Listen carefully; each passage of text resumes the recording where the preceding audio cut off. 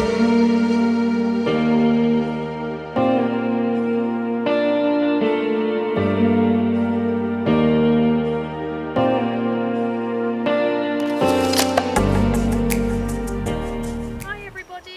back to our YouTube channel. Today we've got a really exciting clinic going on.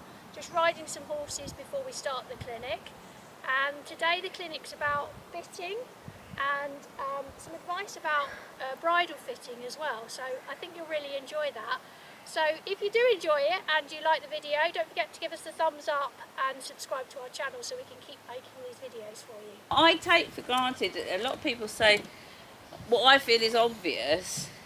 People say, yeah, but that, you're not, other people aren't thinking that way. So you know, what seems normal and simple to me. Having said that, I will always say bitting is not difficult.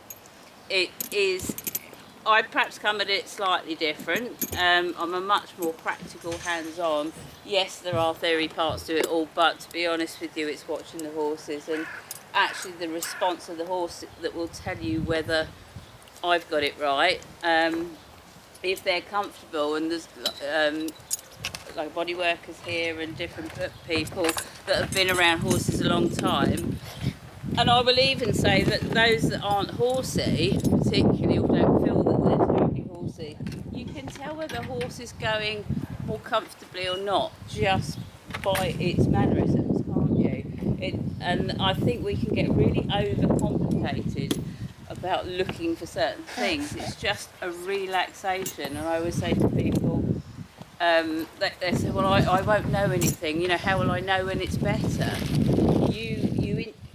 My favourite saying is, you are your horse's expert.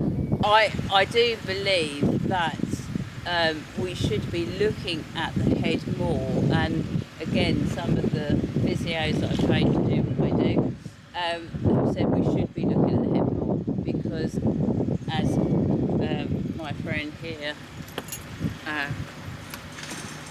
this is a very sort of basic version of all the nerves, the trigeminal nerve, the occipital nerves, everything comes in at the head, the TMJ, when these are all sort of born out of, again, from the meridian lines or the fascia lines. And this is where, as some of you will know, where we co-designed the quantum bridle, everything, any pressure to the head will undoubtedly affect the rest of the body. It will bring a shortness of hind limb action. I'd love to have the money and the time to do a paper on the fact I'm absolutely convinced it can be a contributor to tendon issues, kissing spine. I'm not saying they cause it, but it's definitely a contributing factor. And gut health, because if the horse is constantly stressed and holding its tongue and it's not taking back down the saliva, it's actually causing a problem all through the esophagus there, so it's not creating the enzymes it needs to be healthy.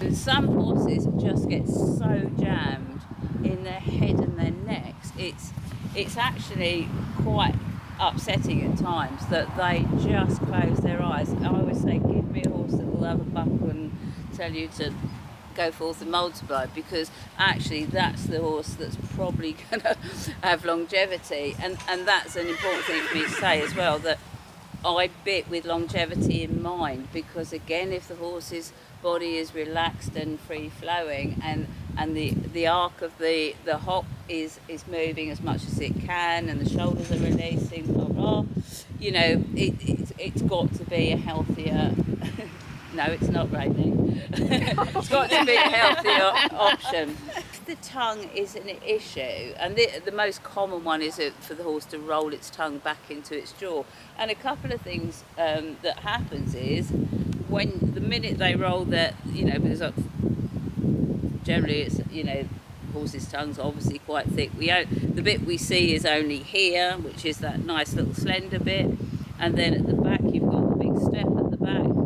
So once that, it's one of the biggest muscles in the horse's body, once that is drawn back, you've kind of got that effect. So you've got the TMJ engaged all the time, if that makes sense, so it tends to go tight. sadly what happens is somebody says, oh, the horse's mouth is open, so you then press, and that hurts, you know, that could be my new trick for explaining this to people, because when you do press down, you know, under the teeth, if you've got a cob that's got a big fat tongue, if that tongue is splayed over the teeth, you can press the tongue over the teeth, plus the fact they've got tushes, which this one hasn't. Oh, it has that one. So not only have you done that and you're causing problems, it's then going to cause problems down through the neck, the shoulder. A lot of horses then start to go piston-like, so they're going to go much more up. Guess what? The back drops, and then it's an impossibility to bring the hind leg through. So all from a little bit here, it's had a massive ricochet effect through the whole body.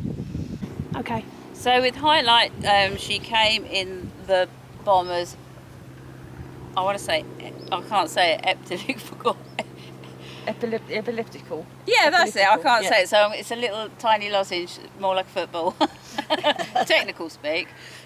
We've put her in the Egg Butt Expert Bits Comfy barrel, which I thought there was progress, but we've also then just changed the cheek to the full cheek, which I think was an improvement, and I think we all saw that she was more forward going, which shows that she's more relaxed through the jaw. When I did a palpation around her head, even now, even though I've taken it off, she's still pretty touchy here, and I'm literally only rubbing my finger around it. She's not like that on the other side. I'm thinking that possibly that's contributing to the fact across the diagonal that she's coming through short behind and a little bit stiff through one shoulder. So like I say, I can never predict particularly what the bridle will give us. Only the horse will do that. Brow band, like I say, is too big. We can nitpick all that. Brow band's better to be larger than too small.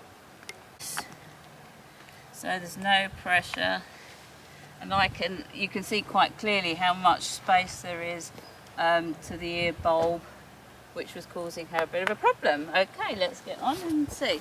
Now, I was going much freer yeah, and seeking. I was saying to Sarah, when Sarah says to me she's got to seek the bridle, that was, I thought, oh, that's what that is. she popped out. Yeah, She popped definitely. out longer in the neck, much longer in the neck. And Julie said And she not as actually fussy. looked happier, Yeah. so you could kind of see in her stretch out going, ooh. And like I said, all from that pressure from the left hand ear. It's amazing how that affects the rest of the Yeah. body, which is what we were Yeah. talking You about. could see her experimenting and putting her head in different positions Yeah, and going, oh, yeah. oh. Because where she was propped and she's gone a little bit bowed, hence the shortness from the hind, she's then got to adjust her whole neck and spine to a degree to actually come straighter. That's why she was bobbing a bit. And Yeah. then she went, oh yeah, no, I... Yeah, but, and everything seemed to go. But also, we noticed when you walked off, the flexion in the neck was a lot softer Yeah. straight Yeah. away.